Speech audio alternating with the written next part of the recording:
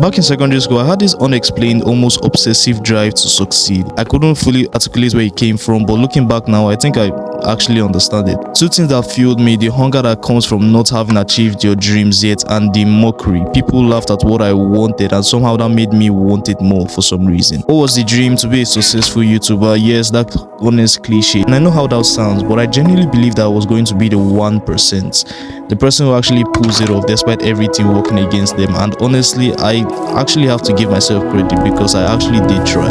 I didn't just talk about it, I actually put in work.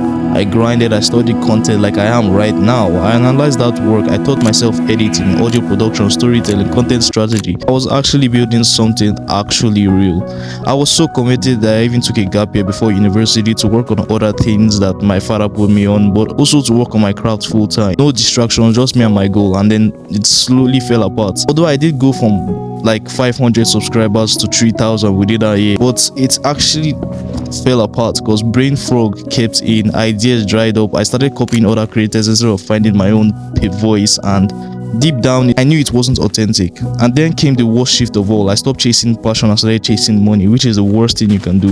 Instead of doubling down on what I actually loved doing, I started looking for shortcuts, faster routes, easier wins. I actually abandoned my YouTube channel for fuck's sakes. The thing I had poured everything into, wrong direction to wrong direction. I had so many goals that I ended up achieving none of them. And that right there is the trap I want to warn you about. I'm not making this video so you can feel sorry for me. I don't want that at all. And honestly, I don't deserve it. I made these choices with my own hands, but what I do want, the whole reason I'm sitting here talking to you, to make sure you don't walk the same road I did. Whatever it is you want, whatever that thing is that keeps you up at night, that you think about when nobody's watching, focus on that, please. Just that. Don't spread yourself thin across 10 different goals thinking it will somehow work out in the end. It won't, trust me. Consistency with one thing and one thing only will always beat scattered efforts across many. If I could go back, that's the only thing I would change. One goal, relentless consistency, and that's it. Here's something else I've come to understand as I've gotten older.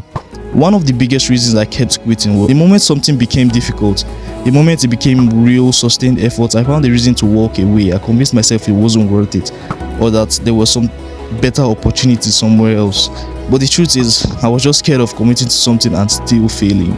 So I left before I could find out. Don't be that person.